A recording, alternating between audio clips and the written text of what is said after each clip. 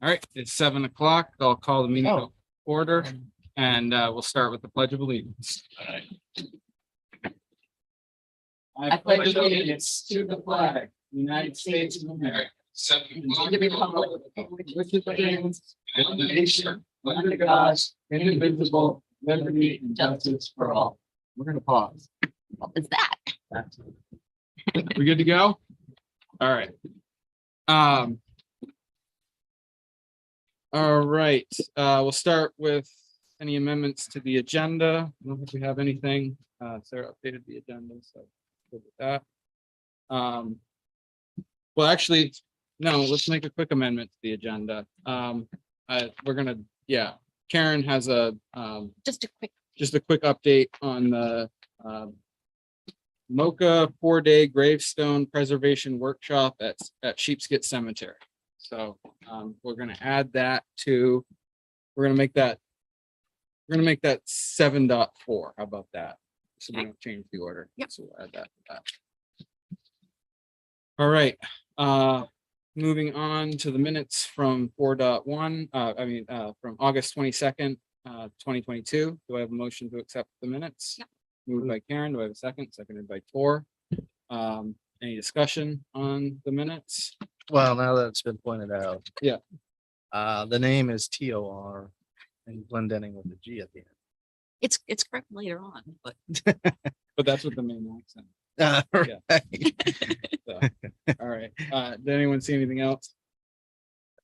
All right. All those in favor of approving the minutes with the corrections that Tor mentioned?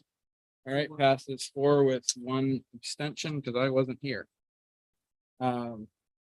So moving on to public comments not on the agenda. Do we have any public comments not on the agenda?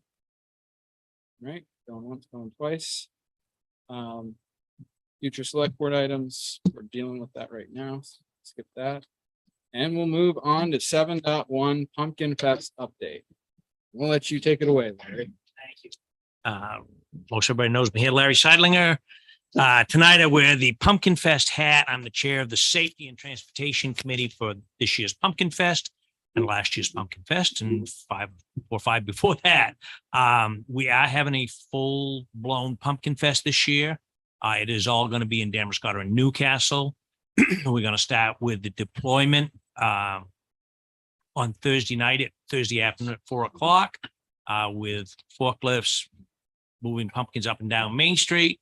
The Sheriff's Department and Damascotta PD will be helping direct traffic and stopping traffic, and the ambulances are on notice, and we have all the safety precautions there. Also, on Saturday, all the revelers will be out carving and decorating and the usual. Excuse me, on Friday. On Saturday, there is going to be a parade starting at 2 o'clock. We had a safety meeting that Sarah joined us last week with the Newcastle Fire Chief and Damascotta Fire Chief and ambulance from Damascotta, CLC. Yeah, whoever the ambulance. And Sarah joined us and town manager from Damascotta. And we talked about how the parade is going to go. And we just asked the selectmen for permission or whatever, so that we can close Mill Street and that corner that we always close for the parade route. And also that we close for parking. I know in the past, Glidden Street and Pump Street has been closed for parking. The Sheriff's Department said that they would patrol that the best they could to keep people from parking so emergency vehicles could get up and down that. Sarah indicated that she would ask Seth to post it, which he has done in the past for us, no parking signs and all that. There will be buses transporting people from Lincoln Academy and Great Salt Bay School. They'll be unloading on Water Street in Damascotta. We will have buses run Saturday and Sunday. Monday, it's a kind of a question mark, depending on the weather, what the crowds look like, whether we'll be doing buses or not. So we're kind of playing that one by ear. We have a regatta scheduled for noontime on Sunday. That will probably finish up at 2 or so, around 2 o'clock. That's going to be live streamed to Lincoln Theater, plus to the Damascotta Pumpkin Fest webpage and also to the LCTV webpage. Sorry, Larry said that's on Sunday? That's on Sunday this year. Okay, it's good. Usually that's on Monday. That's correct. Okay, good. That's correct. It's going to be on Sunday this year. Okay. What can I tell you? Questions? Ask me some questions. I'll tell you some. Go ahead, Joel. So, so what time is the parade 2 o'clock on Saturday? on Saturday. We asked to close the parade route from about at 1:45, and we asked to keep it closed for half an hour after the last parade participant goes through, so that people on Main Street in Damascotta, because we're going to have the barricades up like we have in the past few years. The last time we had a little incident because people were between the barricades on Main Street. Here comes cars, and there was no way for them to necessarily escape easily. So live and learn, lessons learned. So this year, Chief Wallach from Damascotta and Officer, what was his name? Do you remember? Yeah. Whatever. Lincoln County Sheriff's Department was there, and they said that they would coordinate with them and keep it closed until Damascotta has cleared their street. And a lot of the parade participants turn around and go back Main Street, get to their vehicles over at parade starts at Lewis Doe's. Once again, we've made sure we're vetting all of the drivers of vehicles for insurance and licenses. We want to make sure everybody's got a legal driver's license. So any parade participants need to report by Wednesday before the parade with their license and registration to Mark Doe at Lewis Doe's. The ambulance and all that's on premises, the sheriff's department, Damascotta, everybody's on alert, and hopefully it goes pretty smooth. We're experienced in doing this, but there's always something. We just asked the town of Newcastle for the blessings that we can do this. Certainly appreciate it. And hopefully we have a good time. Please do. So, and then is Main Street going to be closed other than the parade? Is it going to be closed completely off for any of the events, or is it just it'll stay? In Newcastle? No, in Damascotta. In Damascotta, Theater Street is going to be closed, and the back Elm Street Plaza in front of the laundromat, that's where the giant pumpkin is going to be, and that's where the buskers are going to be. Originally, we planned on putting the food court out there, but we didn't get enough food vendors, so they're going to be at the Coben Gale parking lot. Okay. The gas station. But that Elm Street that goes around to Theater Street, that's going to be closed. And there's going to be a sign at the top of Elm Street saying closed to local traffic only. Yes. And the shops in front of the Elm Street Plaza will all have parking. And But- Water Street is going to be closed for buses Saturday and Sunday and possibly Monday. But as far as business Route 1 will remain open except for with the exception of the parade. Exception on of the Saturday. parade. Okay. Exception of the parade on Saturday. Yep, great. Yeah, and I think we've got a pretty good plan with him. We've got the same emergency plan in place. We did 3 or 4 years ago, we did an emergency plan for the worst case scenario, whether it be, God forbid, the worst case, I don't even want to say it. And I think we have a really good, Casey worked on it, John Roberts, a bunch of people worked on Sheriff's Department and came up with a really good emergency evacuation plan if it happens. Great. And next year, we're going to sit down and review it because it'll be 5 years next year. So we're going to sit down and review that next year. Are there any events for Monday? No. Okay, just people Just viewing the people on Main pumpkins. Street, and Yep. that's why the buses is going to be a question mark. Last year, because we obviously it wasn't as big a pumpkin fest, we didn't run buses. We started them, I sent them home. I had one passenger in 2.5 hours. It's like, I'm not paying for this. Yeah.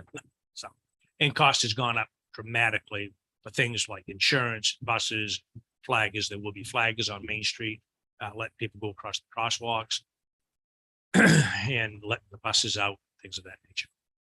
One other question, porta potties, porta johns, are they going to be? There's some of those? 13 of them deployed around town. And then we have a multi-gazillion-dollar porta potty in the back street that is now open for business. Right. You should visit and try it. That's only I two, have. that's only a 2-seater, I think, so. You only should need one. Joe. Yeah, I know. Well, I'm just saying. So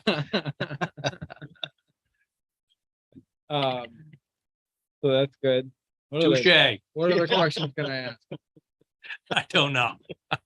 I got one more thought. and I don't know if I want to hear it. I think Joel. this is it. No, we're moving up from there. Don't worry. We went down, we're moving back up. I don't know if there's a way to, so we have Lincoln County sheriffs and then we have, Damascotta Police. And I don't know if there's a way to deputize Damascotta to have some authority in Newcastle or not. I don't know. That's just something I was. Be kind of nice for an event like that. Just put the police department right there. There might not be, you know. You have plenty of This is, Lincoln County police, and they also are going to close the ramp. They did that last 3 years ago. They closed the ramp about 15 minutes before the parade started, so Good. that the ramp didn't fill up with people. Mm. And even when after the last of the parade goes over and that goes through, they're going to open Mill Street and Academy Hill, so people can come down off the ramp and continue to that part of town. Yes. It's not like we're closing that part of the town down. It's just that from right across from the old fire station. I call it the old fire station. It's now the town office, right across there to the gift shop, not gift shop, thrift shop. Yeah. So just to protect, and I think Chief Wallach and Lynn County had a pretty good plan of how to communicate back and forth. And they agreed not to open it until Damascotta had cleared Main Street of pedestrians and had given that people from the parade time to get back through town and get to, because it is a bottleneck. It's been a real conundrum now. One more question. Joel, you're already one I of your living. I got one more question. So it's been a dry year. Do you know how the pumpkins are doing? We getting some big It's ones? we're having a great year growing Okay, pumpkins good, so far. good. Yeah, there's a lot of pumpkins. Because the dry year doesn't bother pumpkins because No. they're artificially You're fed. fine. Yeah. Yeah, So I think word has it, we never know until way off, yeah. but so far it sounds like it's going to be a really good year for pumpkins. Gonna have some big ones. All Or right. squash. Yeah. it's cool. Pumpkins. I'm not counting that, pumpkins. Oh, okay. Come on. Someone was educating me on that a couple of years ago. But I want to say thank you from the Pumpkin Fest for your cooperation, the town of Newcastle. I know it's an inconvenience. Some people like it, some people don't, but hopefully it does a lot of good, brings a lot of goodwill to the community. And so we thank you for your cooperation. I just Thank want you, to thank guys. you for everything you Yeah. guys. This has been, there've been years where things and everything, every year there's going to be something that's unforeseen that you say, all right, we'll take care of that next year. But this is awesome. It's been Yeah. that past few years have been, the communication's been really helpful. And I think I haven't, heard anything big. So No, it's wonderful. Well, we try to cross the T's and dot our I's. thank you very much for all that. Thank you. keeping us Yes. in the loop. Good. All right. Thanks, Larry. I dismiss. Yep. Just thank you. All right. Moving on to 7.2. Thank you, guys. See you, Larry. Thank you. We have a broadband committee update from the town manager and request for authorization to apply for upcoming grants. Take this. Yeah, so there have been broadband committee meetings the last several weeks ramping up for the next round of grant funding. There are quite a few deadlines coming up all around the same time. So I'll start from the beginning. As you know, we've allocated 60,000 total between ARPA funds and money through the general budget. We also applied for congressionally earmarked spending, which I just heard back, we're supposed to be hearing probably in October, whether we've received that funding or not. We applied for 250,000 with the town of Damascotta. So our share would be 100. Theirs would be 150 based on the original proposal that we received from Tidewater. The first time around back in February when we had our meeting at Damascotta Town Hall. So we should know about that. The county has also approved funding for municipalities who have a broadband plan. It's going to be a 50-50. It's going to be a community match. So a 50-50 split. So if we were to, in theory, we could take our 60,000 that we've allocated through the regular budget, apply. We could also get that 100,000 from the federal government for broadband, take just the community match, bring it to Lincoln County, and they would be able to match our 60.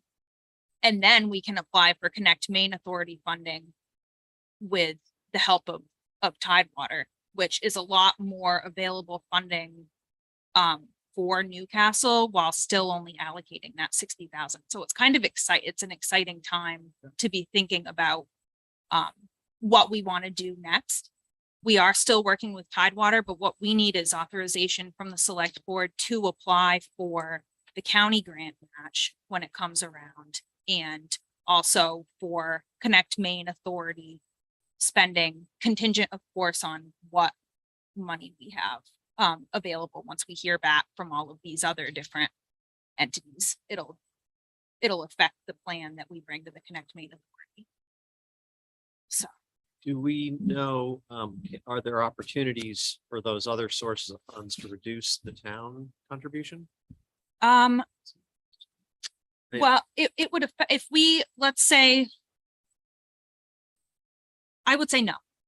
Oh, just a more simplistic answer is no, simply because whatever we, as far as the county goes, whatever we contribute, the county will contribute. We can offset our costs maybe potentially with the federally earmarked spending. But we have already, where we've already allocated it, we would, the more we can contribute, the more competitive our application and plan would be. But So- it would be up to the select board to determine how they wanted to arrange that. So these extra sources of money are. If the proposal is similar to the proposal we saw last. All this extra money is basically reducing the private money, the money that Tidewater's put. No. Well, I mean, I guess, but it's also maximizing the size of the project for us. So where we've only budgeted for the unserved with what we raised in the budget with that 60,000, if we're able to allocate more, there's the potential for us to take that contribution, bring it to Tidewater and negotiate and say, hey, what can we do that's maybe even So we're not, more so we're not talking about than the same just- scope. just If- the if there are unserved. These additional funding sources would mean the scope of the project would increase, not that the government money is increasing, but the totals staying the same. Right. That the intent would be that the scope is increasing. correct. Sorry for not, And you're gonna be working with, talking to Tidewater. Correct. and sort of going through this. Yep, I met with Tidewater to prepare for this. He provided us with the map that we saw last year that I was hoping we could put up on the screen if Jeff wouldn't mind helping me, of where the lines are in Newcastle that are currently laid with fiber, are unserved, underserved. Sorry, Jeff, there was one in the agenda packet that included a key. That looks like the orange is the I'm sorry, the green is the unserved. Right. isn't it? Yeah, Right. on that one. The green's the unserved, the blue is underserved. There are two different shades of blue. David, do you remember off the top of your head what orange? Orange is Tidewater. Is Tidewater. Tidewater fiber. The- Yeah. no- no Yellow cable. was I think the fiber. key is wrong in here. I think the key in the last one I got was confusing, Yeah, I think the key's wrong. but this one looks correct here.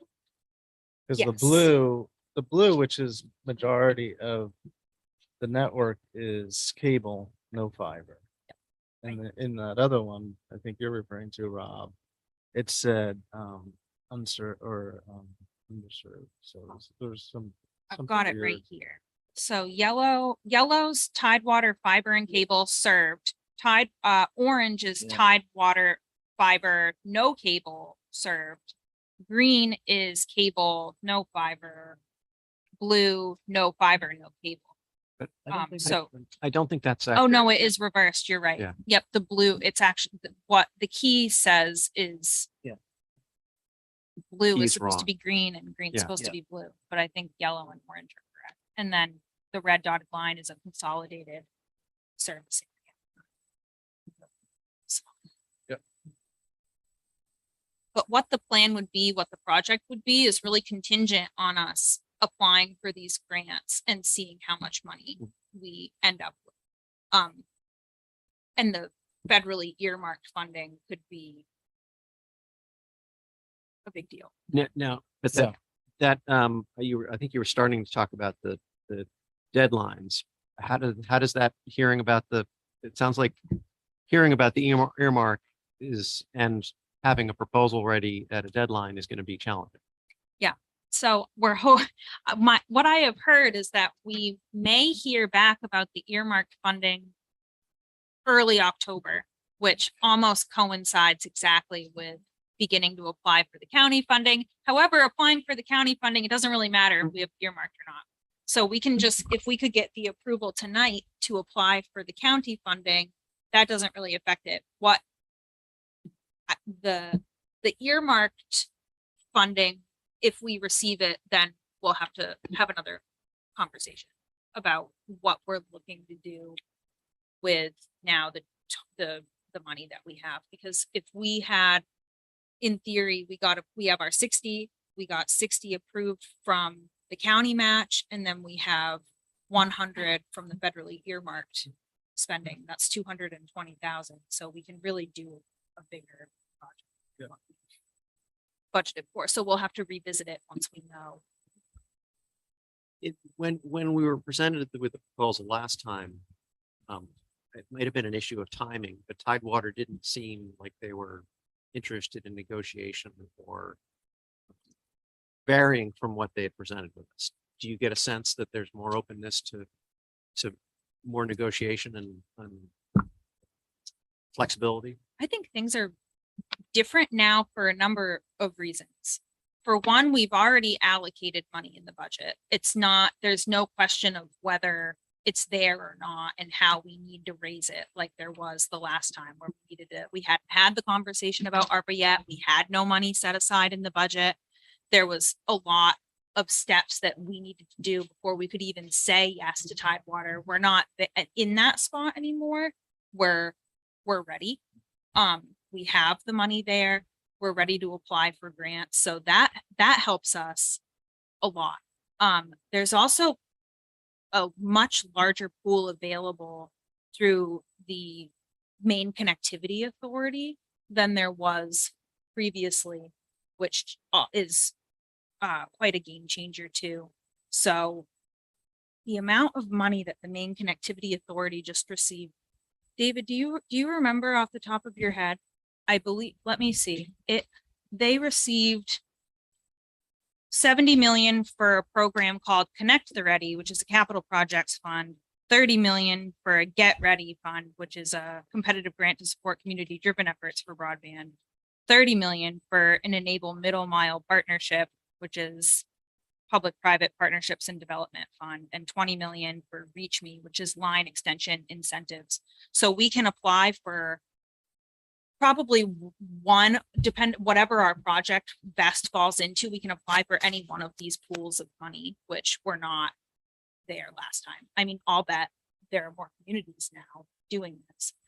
But in Lincoln County, it's new. The towns, I believe, that have plans in various forms or budgets available are Newcastle, Damascotta, Bristol, Jefferson, and Lincoln County set aside 1.5 million.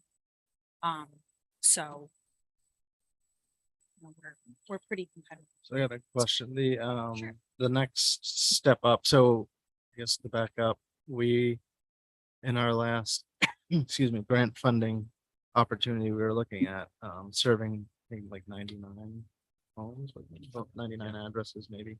And that had sort of a certain price tag, if you will, to get that grant funding.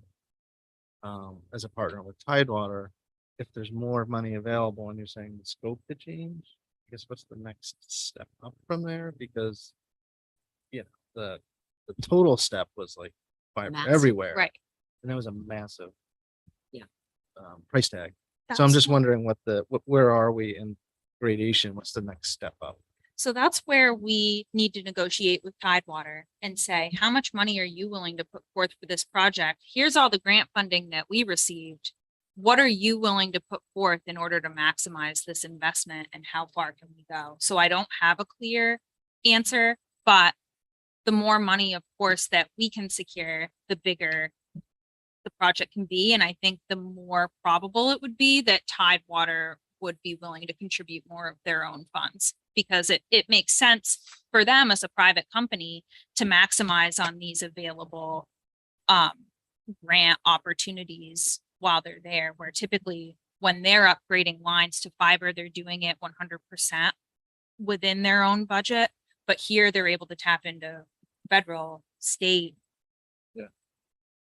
grant opportunities that they've never had in the past. And you have a good open dialogue with Alan this time too. Yes. Which is helpful. Yeah, that's As you go, as we go through the process and you start seeing how these things, that's when we can start. You'll start talking about scope and all that stuff.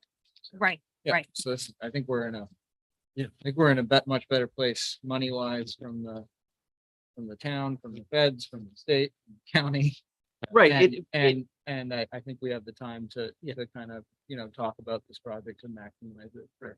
Yeah, no, I for the whole agree. town. I think, Which was my hope. my concern last time, aside from the time in the issue, was just the balance between the public Yeah. investment, private investment. So that's going to be, something that I think we're going to continue to want to look at to understand Yeah. where that balance is. Yeah.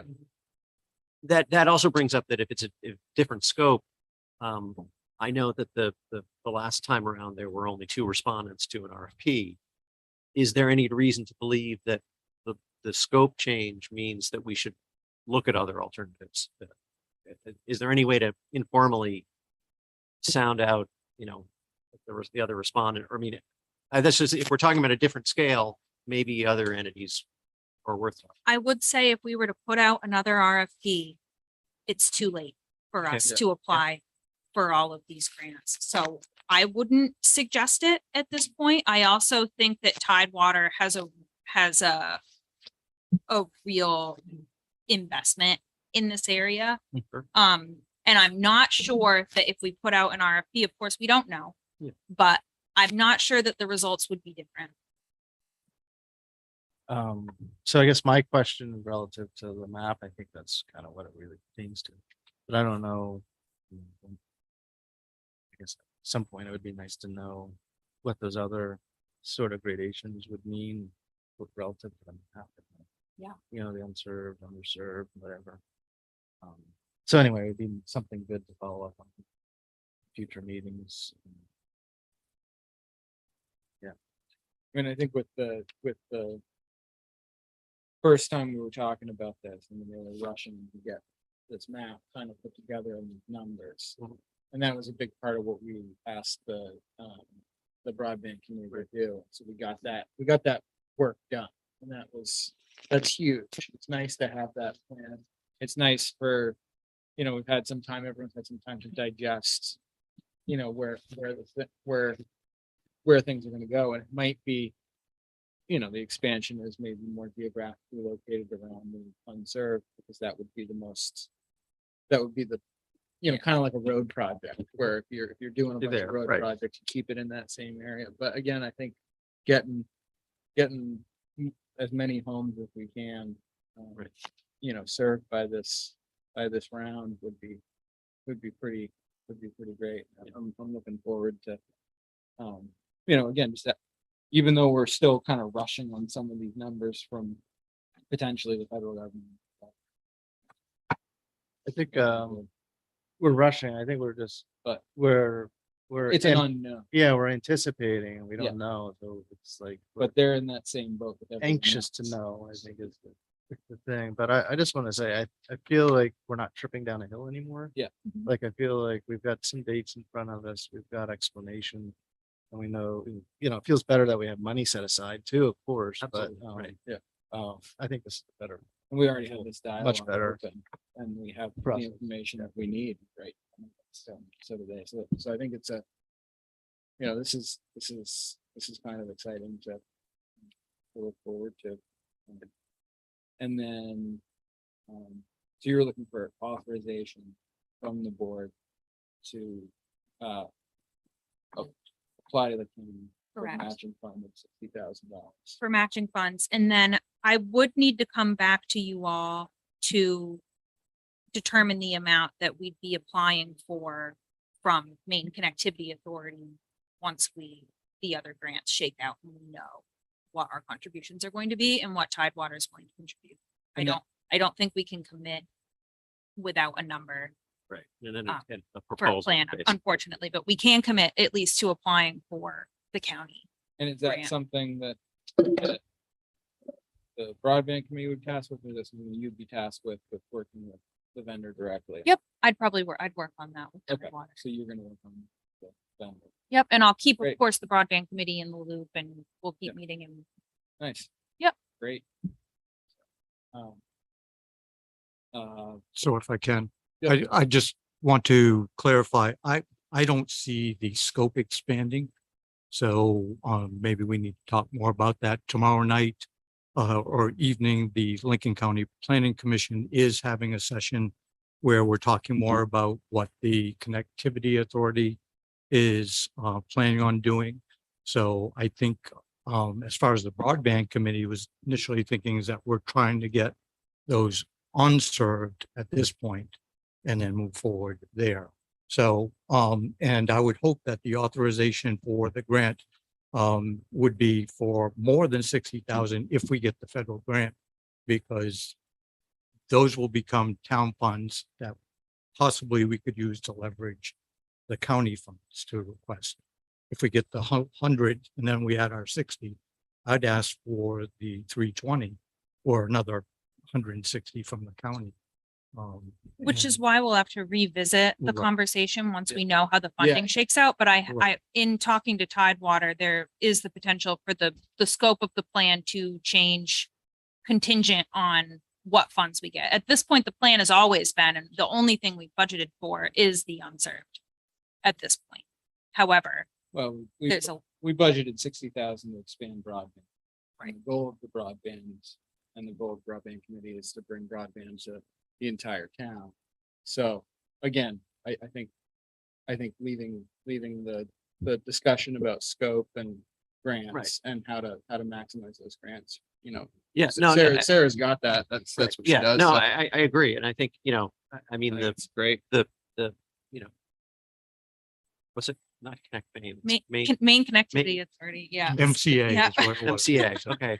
I mean, obviously their grant rules may Yeah. proscribe Yeah. how, And I think that's, what the scope can be. Right. I think that's why that conversation, did- yeah, moving absolutely, forward, we'll know how that all shakes. It's out. just like, I come back to if the scope doesn't change, and I don't want to be a broken record, but if the scope doesn't change, I'm a little bit concerned that the public money is increasing in an asset that will end up as a privately owned asset.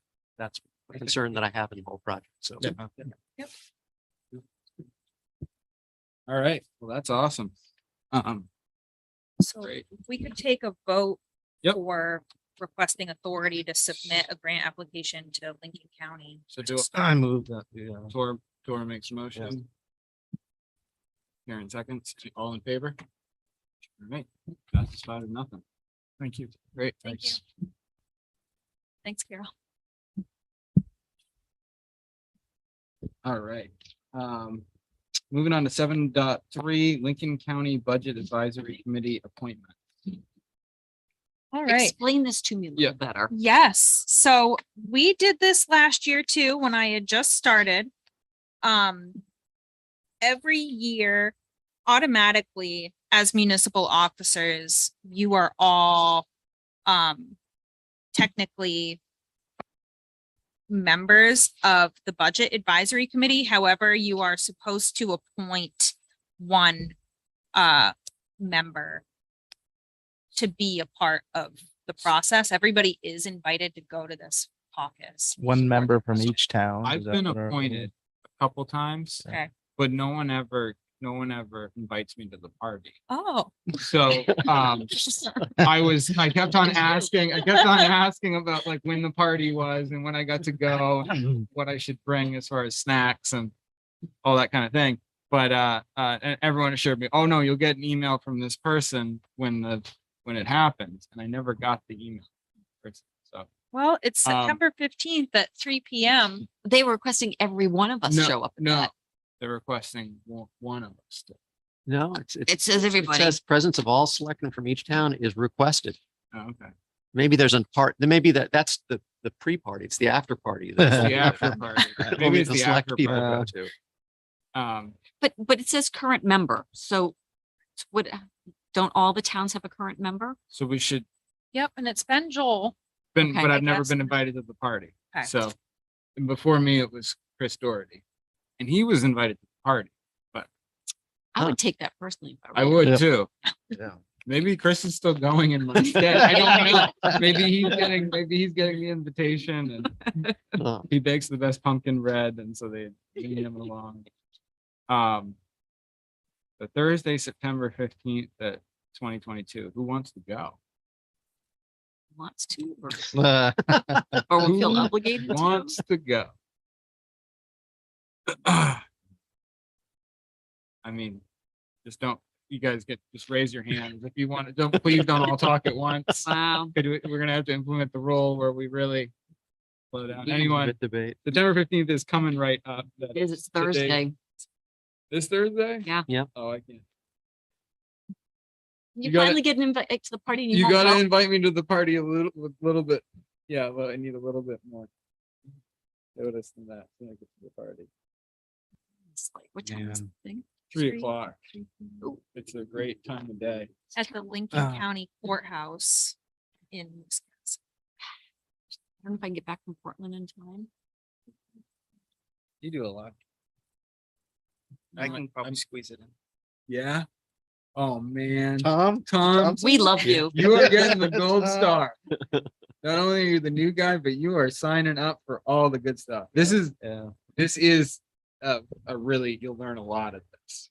I wouldn't know. 'Cause I've never been, but from what I hear, you will learn a lot. Mary Trescott's gonna be rolling her eyes when she watches this video. Yeah. What are the odds of that? Yeah, right. Well, no worries there. Anyway, thanks, Tom. So that's great. And of course, I think anyone can, so someone is cruising through 3 o'clock, I'm coming through Wiscasset by 3. just swing on in. Great. Is there anything else you wanted to hit on with that? No, that's pretty much it. If you all wanna appoint Yeah. Tom. Yeah, we'll point, do I have a motion to appoint? Tom Oh, Coughlin yeah. Beta to go on our behalf? All right, All right. passes 4-5. There we go. 5-0. Nice. Do we know how often they meet? We don't, do we? We didn't say it here. Oh, yeah, and that was, you moved it, you seconded it. Yeah. So there we go. So Karen moved it towards second. Mhm. But there's, oh, yeah. I would imagine it's annually because they pass an annual budget. So the person, whoever goes is not going to be going to a monthly meeting or whoever Well, being in there. Well, once Don't you get, believe so, once but you get Tom invited will- to the party, I think that there are more invitations. There are some more opportunities. Let us know, Tom. So, So there's a paragraph that says the county commissioners will submit a proposed budget to the committee no later than 90 days before the end of the county's fiscal year. And the committee shall make its recommendations to the Right. county commissioners that's, no later than 45 days before the end of it. So that's, there's a 45-day period where maybe the committee's doing something. that's the Okay. one that I definitely. Okay, yeah. Because I think we do all kind of go to, we all are Invited to go to this invited to thing. go to this thing. It's the other thing that we don't. Yeah. Or I don't. My reputation precedes me. But that's great, and we'll see, but this will be great. Tom, you man. Yeah. All right. Moving on to town manager's report. No, Nope. 7.4. You skipping me? Oh, right, 7.4. I'm sorry, 7.4. Moving on, tried. 7.4. Right. This is quick anyway. Some cemetery thing. Just wanted to just update you guys. I have here, I'm gonna give to Sarah for them to copy and mail, but I filled out an application for the gravestone preservation workshop. for the Maine Old Cemetery Association. They conduct them every summer. They pay for the professional guy. He lives in upstate New York, I believe, but he spends his summers here doing this kind of stuff. And they will conduct this workshop, but we will need to provide them if they choose us. I submitted the Sheepscot Cemetery because it's large. It has broken stones, fallen over stones, stones that are leaning, stones that need cleaning. So that it's got the variety that they require for these sessions. People come from anywhere to attend them. I probably would go. I'm hoping that maybe through the advertising, a couple of other townspeople will go, so we can start to get a few people who might volunteer to repair stones, because you learn how to repair them, clean them, write them, things of that nature. So hopefully we can get a few people locally as well that will do this. But we would have to provide a meeting space for 1 or 2 of the mornings, which we have the Harriet Bird Clubhouse out there. We have to make sure it's mowed. We have to provide clean water for cleaning the stones. So we'll have to figure out what other towns use for a nice supply of water. A tank of some kind, yep. And then they'll let us know how much, but we need pea stone, live sand. I didn't know sand could be alive, but live sand. Parking, we might have to buy some D2, their biological cleaning solution, which would be not more than $100. And then advertising and a commitment to trying to keep the cemetery up in the future. Cool. So if they choose us for this, I've been talking to them right now. They only have 1 application. For next summer, they will get more, but I did a cover letter and we'll send that in and see if we can get ourselves set up for a workshop next summer and start ourselves to getting our cemeteries in a little bit better shape. And at that point, we can, so at that workshop, people from the community will. Yeah, absolutely. This. Yep. And They learn how to clean the stones, learn how to take the leaning ones if they don't have a base and write them properly. If they do have a base, we have to learn how to rebuild a base and put stones up. There's also many of the stones in the cemeteries are like the old marble ones that have a base, but they had the pins, the iron pins or steel pins or something that they've just fallen over. So learn how to do stuff like that as well. And then stones that have gotten broken or sheared off, and learn how to epoxy the pieces back together. So it's all really good stuff. And is there, I mean, do you know of some people in the community who are doing this? Not yet. Not I mean, yet? I know Karen Campbell, Linden Street has already been to one. Patty Whitten's an expert. She can teach the class. I don't think anyone else in the community has been, but I'm hoping that through a little advertising about this, we might get, I'll go. Hopefully.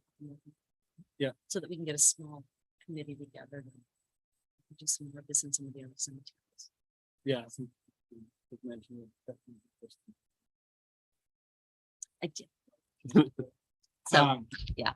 But then we could put something on the website and sort of explain what it is, and Right. try and pique some interest, because there are a lot of people who are interested in history and, Right. there's a bunch of, the Historical Society, probably a pretty good list of people in the area that we could do an email blast out to. Yeah. And see if there's any interest once we get. Yeah, into a date. and everything. Yep. And that. And some guy from New York, Joe. What's his name? But Joe, there are towns that hire him to come in and then they round up their volunteers and actually do work dates as well. Yeah. So that might be something we could use a little bit of our funds on in the future. If we've got other cemeteries that you can't have a workshop at the Glidden Street Cemetery. There's no place to park. There's no place to, put anything. It's hard to conduct something like that there. Right. But if we could get people interested in going out there, 2 or 3 or 4 people to do some stuff. Right. And something that'd be great. Something like that would be great. Then it would be a little bit less. I mean, the formal, but, yeah. A small group. Yep. So along to Sarah, if you want to keep a copy of that, and then it's also got the list of what we need to provide. Okay. And then have somebody ship that off to the address on the bottom of the first page. Sure. Thank you. Yeah, Thanks, thank Karen. you. Thank you very much, Karen. Sure, no Spearheading problem. this. Thank you for doing that. And keeping us all updated. That's great. All right, so moving on to, agenda item 8, town manager's report. Take it away, town manager. So I've continued to receive questions from North Newcastle Road residents wondering when the public hearing will be. We don't have a date yet. We have not received the official speed study results back yet. And then once we do is when the DOT's 30-day requirement for responding to us with a date for the public hearing begins. So I'll keep everyone apprised when we hear something, but until then, no news is no news. So It's not good news, it's just no. we still have a vacancy on the Board of Appeals, but the term is only until June 30, 2023. So if you know anyone that's interested in getting involved, but isn't hopefully, knock on wood, looking for a big time commitment, it might be a good opportunity, and then someone can begin a term again in July. We need to decide about our next select board meeting because it coincides with Indigenous Peoples' Day. So town office is closed. I would alternatively ask, maybe we could meet the week before, because I think there might be some agenda items. Great. And waiting until the 24th would be, So is that the 3rd? yeah, the 3rd, if that works for everybody. It unfortunately means that we have 2 weeks in a row of select board meetings, but then we have a big gap until the next meeting on the 20th. Moving it to the 3rd. Yeah. Yeah, we'll move it. I'll put it on the website and we'll post and maybe put it in the paper. Yeah. Yeah. Yeah. Okay. I am applying again for a Maine Municipal Association safety grant for $2,400 to purchase signage and lights for directing traffic safely at night for the fire department. I applied for this grant in the last term and received an award of $1,054. However, they misread our application and funded us for 1 sign and 1 traffic light, and we needed three. So I'm applying again, and hopefully we get that. I'll let you know. But that application's due at the end of September. Great. Thank you very much for the report. Yeah, thank you. All right, moving on to 9.1, we have a town warrant for $33,747.90. Do I have a motion to approve that? Move. Moved by Rob. I'll a second that. Seconded by Tor. Any discussion on that warrant? Look like pretty routine stuff. All right, all those in favor of approving warrant for $33,747.90. Yep. All right, passes 5-0. And then moving on, do I have a motion to go into executive session under 1 MRSA section 4056A personnel? Sure. Moved by Karen, seconded by Rob. All those in favor? All right, it's 5-0.